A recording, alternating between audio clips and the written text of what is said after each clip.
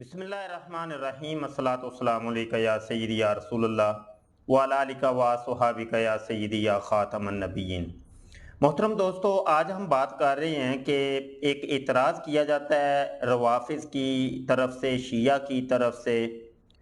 कुछ ज़ाहरी रवाफ़िज़ हैं, कुछ बातनी खुफिया रवाफ़िज़ हैं अहले सुन्नत के अंदर भी।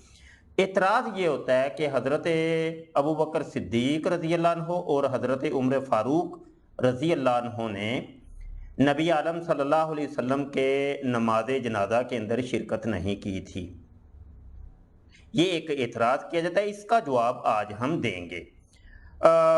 हालिया मैंने एक पीर साहब की वीडियो इसके ऊपर देखी है और मुझे बड़ा अफसोस हुआ कि वो अहले सुन्नत की चंद किताबों के हवालाजात दे के एक हदीस को वो कोट करते हैं और उससे ये साबित करने की कोशिश कर रहे हैं कि शेखैन करीमैन रदी अल्लाह अन्हुमा ने नबी आलम सल्लल्लाहु अलैहि वसल्लम के तजहीज़ो तकफीन के अंदर शिरकत नहीं की। हालांकि क्या हज़रत उमर, हज़रत अबू बकर, हज़रत उस्मान ने हजूर पाक सल्लल्लाहु अलैहि वसल्लम की तदफीन में शिरकत की थी?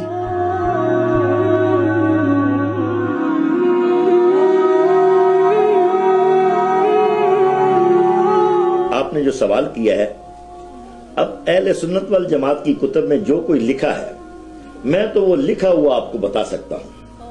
ये देखो, जामिउल अहादीस में ये बात मौजूद है कि हज़रत अबू बकर सिद्दीक, हज़रत उमर फारूक नबी पाक सल्लल्लाहु अलैहि वसल्लम की तदफीन में शामिल नहीं थे। इसके अलावा भी हवालाजात मौजूद हैं कि मुस्नद इमाम अहमद बिन हम्बल में भी यही रवायत मौजूद है कि हज़रत अबू बकर सिद्दीक रज़ी अल्लाह ताला और हज़रत उमर फारूक रज़ी अल्लाह ताला को आप भी आका अलैहिस्सलातु वस्सलाम की तजहीर तदफीन में शामिल नहीं हो सके। इसके अलावा भी रवायात हैं। कंजुल उम्माल, मुस्नद इमाम अहमद बिन हम्बल के अलावा कंजुल उम्माल में भी यही रवायत मौजूद है कि हज़रत अबू बकर सिद्दीक और हज़रत उमर फारूक ये आका अलैहिस्सलातु वस्सलाम की तदफीन में शामिल नहीं हो सके। और मुसन्नफ इब्ने अबी शेबा ने भी यही रवायत की है कि ये हजरात शामिल नहीं हो सके। जिन अफराद ने नबी पाक सल्लल्लाहु अलैहि वसल्लम को गुस्ल दिया था, उन्होंने ही आपको दफन किया। अस्हाबे रसूल ने नबी पाक सल्लल्लाहु अलैहि वसल्लम की तदफीन में कोई शिरकत न की। मज़कूरा अफराद ने आपकी तदफीन की। ये तबकात इब्ने साद में भी है। कंजुल उम्माल के अल्फाज भी मौजूद हैं कि हज़रत सल्लल्लाहु अलैहि वसल्लम की तदफीन में 4 अफराद के हाथों अमल में लाई गई कि हज़रत सल्लल्लाहु अलैहि वसल्लम की तदफीन में हज़रत अबू बकर सिद्दीक और हज़रत उमर फारूक शामिल नहीं थे। कंजुल उम्माल का यह हवाला मौजूद है। आपने हकूमत दे मामलात नूं नबी अलैहिस्सलातु वस्सलाम दी तजहीर और तकफीन नालों ज्यादा जो फजीलत दिती और ओदा चल। तो असल में पिछे पर्दा इन लोगों का जो एक मिशन है वो ये है कि इनको डिग्रेड किया जाए, क्योंकि ये हजरात सहाबा के दुश्मन होते हैं और सिर्फ हज़रत अली रज़ी अल्लाह अन्हो को ये फोकियत देते हैं और दीगर सहाबा की ये तनकीस और तौहीन भी करते हैं। तो पिछे पर्दा ये असल में हकायक होते हैं। आइए जी, बात को आगे बढ़ाते हैं। जो ये पीर साहब ने भी ये हदीस पेश की है और दीगर लोग भी जो हदीस पेश करते हैं, वो एक हदीस है। वो कौन सी हदीस है वो अभी आपको स्क्रीन के ऊपर भी नज़र आ जाएगी। जनाब, ये अल मुसन्नफ़ ली इब्ने अबी शैबा की ये हदीस है और हदीस नंबर 38,062। फरमाया कि अन्ना अबा बकरिन व उमरा लम यशहदा दफनन नबी सल्लल्लाहु अलैहि वसल्लम काना फिल अंसारी फादुफीन कबला अन यरजी। कहते हैं कि इब्ने नुमैर ने हशाम बिन उर्वा से सुना, उन्होंने अपने वालिद से कि अबू बकर और उमर रज़ी अल्लाह अन्हुम रसूल करीम सल्लल्लाहु अलैहि वसल्लम की तदफीन के वक़्त मौजूद ना थे, बल्कि वो दोनों अंसार के पास थे और रसूलुल्लाह सल्लल्लाहु अलैहि वसल्लम को इनके वापस आने से पहले दफन किया जा चुका था। یہ روایت مصنف ابن ابی شیبہ جامع الاحادیث کنز الامال اور دیگر چند جگہوں کے اوپر یہ مذکور ہے۔ ابتدا کے اندر ہی میں بتا دیتا ہوں کہ یہ حدیث ناقابل قبول ہے، اور جیسا کہ آگے جا کے آپ تفصیلات ملاحظہ کریں گے۔ یہاں پر اگر ہم دیکھتے ہیں جناب، کتاب کا نام ہے تقریب التہذیب، اور جناب اس کا صفحہ نمبر 640 ہے، اور روایت نمبر ہے 7302۔ یہاں پر اس کے مرکزی جو راوی ہیں ہشام بن عروہ بن زبیر بن عوام الاسدی، ان کا جو نسب ہے وہ ذکر کیا گیا ہے۔ پہلے تو آپ ان کا نسب ملاحظہ کیجئے، اگلی بات آپ تقریب التہذیب کے صفحہ نمبر 425 کے اوپر ملاحظہ کیجئے کہ یہ روایت نمبر ہے 4561۔ اس میں آپ کو یہ بتا رہے ہیں کہ مولدہ فی اوائل خلافت عثمان، کہ ان کی جو پیدائش ہے حضرت عثمان غنی رضی اللہ عنہ کی خلافت کے اوائل دنوں کے اندر ہی ہوئی تھی۔ اس سے صاف ظاہر ہوتا ہے کہ یہ سند منقطع ہے، کیونکہ ہشام بن عروہ نے اپنے باپ عروہ بن زبیر سے یہ بات سنی ہے، اور آگے زبیر بن عوام رضی اللہ عنہ یا کسی اور صحابی کا واسطہ گر گیا۔ عروہ بن زبیر کا رسول اللہ صلی اللہ علیہ وسلم کے جنازہ میں موجود ہونا اور صحابی رسول ہونا ثابت نہیں، کیونکہ وہ تو آپ کی وفات کے بعد سیدنا عثمان غنی رضی اللہ عنہ کی خلافت کے دور میں پیدا ہوئے۔ خلاصہ کلام یہ ہے کہ اس روایت کی سند منقطع ہونے کی وجہ سے ضعیف ہے، اور اس سے استدلال باطل ہے۔ اب یہاں پر تھوڑی سی گفتگو کر لیتے ہیں شیعہ کتابوں کے حوالے سے، کیونکہ شیعہ حضرات اس کی طرف بہت زیادہ زور دیتے ہیں کہ حضرت ابو بکر صدیق، حضرت عمر فاروق رضی اللہ عنہما نے نبی عالم صلی اللہ علیہ وسلم کی تدفین کے اندر شرکت نہیں کی تھی۔ کتاب کا نام ہے جناب الشافی، اور یہ جناب یعقوب کلینی صاحب کی لکھی ہوئی ہے، اور یہاں پر ہمارے سامنے اس کی جلد 100 ہے، اردو مترجم ہے، اور صفحہ نمبر 27 ہے، اور یہ ترجمہ ظفر حسن صاحب نے کی ہے۔ یہاں پر روایت نمبر 38 لکھی ہوئی ہے، عربی عبارت آپ کے سامنے ہے، ترجمہ میں آپ کو سنا دیتا ہوں۔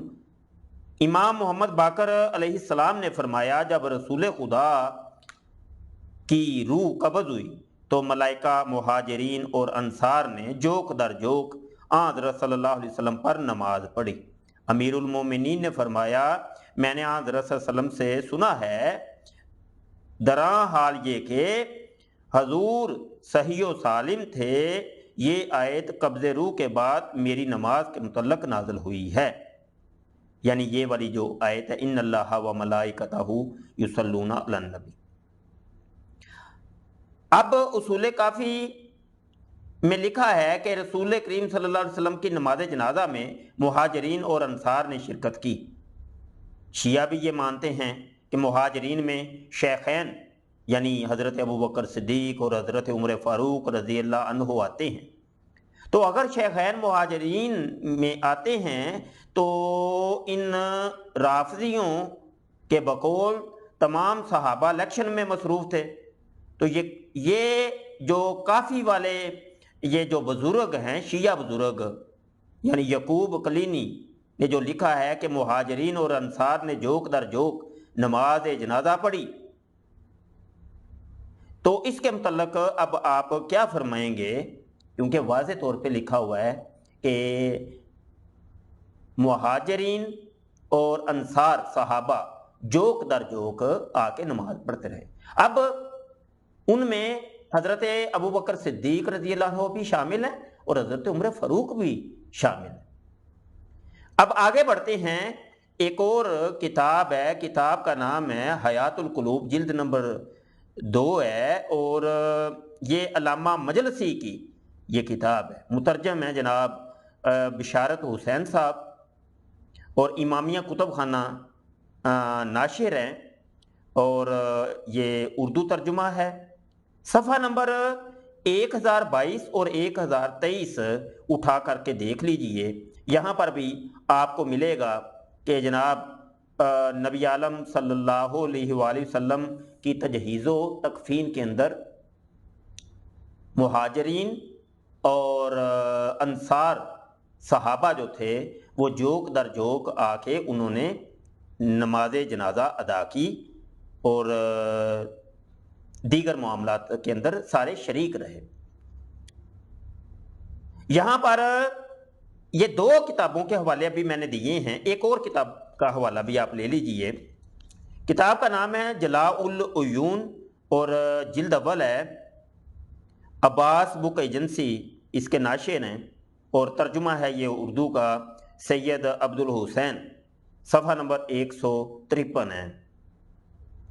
یہاں پر بھی آپ ملاحظہ کر سکتے ہیں کہ جناب امیر دروازے کے آگے کھڑے ہوئے اور حضرت کی نماز پڑھی، اور اس کے بعد اصحاب کو اجازت دی، 10 نفر داخل ہوتے، یعنی جوک در جوک یہ ایک جگہ اجتماعی طور پہ نماز جنازہ کو ادا نہیں کیا گیا، بلکہ جوک در جوک 10 20 کی ٹولی آتی، جماعت آتی صحابہ کی، وہ آ کے نماز ادا کرتے اور گرد جنازہ کے کھڑے ہوتے تھے، اور جناب امیر ان کے بیچ میں کھڑے ہو کر یہ آیت پڑھتے تھے۔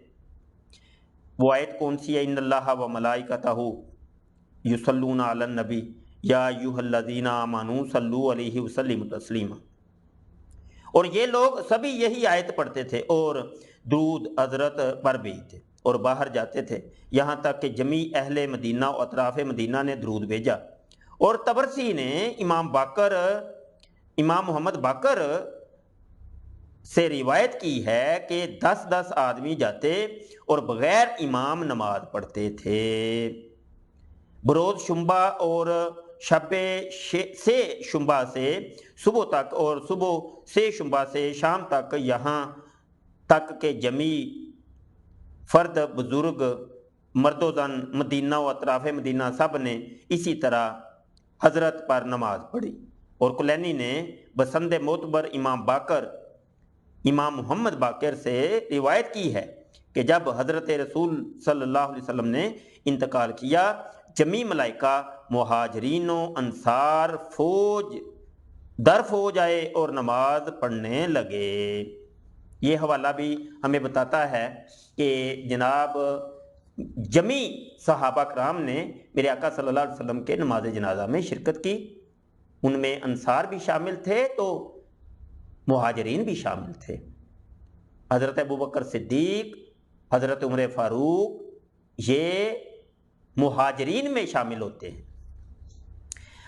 آخر میں اہل سنت کی بہت سی کتابوں کے اندر اس مسئلے کو ڈسکس کیا گیا اور بہت سے دلائل ہیں، صرف ایک دلیل یہاں پر ہم دینا چاہتے ہیں۔ یہ سنن ابن ماجہ شریف ہے اور اس کی حدیث نمبر 1558 ہے۔ حضرت عائشہ رضی اللہ عنہا سے روایت ہے، انہوں نے فرمایا جب رسول اللہ صلی اللہ علیہ وسلم کا انتقال ہوا تو صحابہ رضی اللہ عنہم میں بغلی لحد والی یا سیدھی شک والی قبر کے بارے میں اختلاف ہو گیا۔ انہوں نے اس بارے میں بحث کی حتیٰ کہ ان کی آوازیں بلند ہو گئیں۔ حضرت عمر رضی اللہ عنہ نے فرمایا رسول اللہ صلی اللہ علیہ وسلم کے پاس زور سے نہ بولو، خواہ آپ زندہ ہوں یا فوت ہو چکے ہوں، یا ایسے ہی دیگر الفاظ فرمائے۔ چنانچہ انہوں نے سیدھی شک والی قبر بنانے والے اور بغلی لحد والی قبر بنانے والے دونوں کو بلاوا بھیجا۔ بغلی لحد والی قبر بنانے والے پہلے آ گئے، اس نے رسول اللہ صلی اللہ علیہ وسلم کے لیے بغلی لحد والی قبر تیار کی، پھر رسول اللہ صلی اللہ علیہ وسلم کو دفن کر دیا گیا۔ اگر حضرت عمر فاروق رضی اللہ عنہ جنازے کے اندر شریک ہی نہیں تھے تو وہ یہ مشورہ کیوں دے رہے تھے؟ یہ حدیث ہمیں بتاتی ہے کہ حضرت عمر فاروق رضی اللہ عنہ جنازے کے اندر شریک تھے۔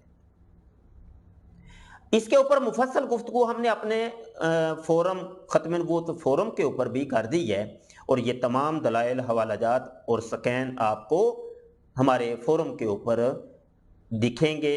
آپ وہاں سے ڈاؤن لوڈ کر کے سیو کر سکتے ہیں، محفوظ کر سکتے ہیں، کسی کو بھیجنے کے اندر، شیئر کرنے کے اندر آسانی رہے گی۔ سکرین کے اوپر آپ کو ہمارے فورم کا لنک بھی دکھائی دے رہا ہے۔ اس فورم کے اوپر اگر آپ کو کوئی اعتراض ہے اس ہماری آج کی گفتگو کے متعلق، تو آپ اپنی رائے بھی لازمی دیں۔ آپ کو کوئی اعتراض ہو تو دلیل سے آپ اعتراض بھی کر سکتے ہیں۔ آج کل افسوس یہ ہے کہ پہلے تو یہ مسئلہ روافظ کی طرف سے اٹھا تھا، لیکن آج کل کچھ اہل السنہ میں سے بھی کچھ ایسے افراد ہیں، کچھ پیر ہیں، کچھ گدی نشیں ہیں، کچھ صاحبزادگان ہیں، وہ بھی اس مسئلے کو اجاگر کر رہے ہیں، اور بہت افسوس کا مقام ہے کہ خلفائے راشدین میں سے اول نمبر پہ حضرت ابوبکر صدیق رضی اللہ عنہ کا مقام آتا ہے، نمبر 2 کے اوپر حضرت عمر فاروق رضی اللہ عنہ کا نام آتا ہے، حضرت عثمان غنی رضی اللہ عنہ کا تیسرے نمبر پہ نام آتا ہے، اور چوتھے نمبر پہ حضرت مولا علی رضی اللہ عنہ کا نام آتا ہے۔ یہ تمام صحابہ ہمارے ایمان کا حصہ ہیں۔ کسی ایک کی بھی تنقیص، توہین یا ان کے اوپر کسی قسم کا بھی تان جو ہے وہ ایمان کو ضائع کر سکتا ہے۔ اپنی ایمانوں کی حفاظت کیجیے اور ایسے شکوک اور شبہات کے پیچھے نہ چلیے۔ اللہ پاک نے تو ہمیں واضح طور پہ ارشاد فرمایا کہ یوسوس فی صدور الناس من الجنۃ والناس، لوگوں میں سے اور شیاطین میں سے، جنات میں سے کچھ ایسے ہیں کہ جو تمہارے سینوں کے اندر شکوک اور شبہات پیدا کرتے ہیں۔ بس ان شکوک اور شبہات سے بچنے کا ہمیں حکم ہے۔ اللہ پاک فتنے کے دور سے ہمیں محفوظ رکھے۔ دعا گو رہیے گا۔ السلام علیکم ورحمۃ اللہ وبرکاتہ۔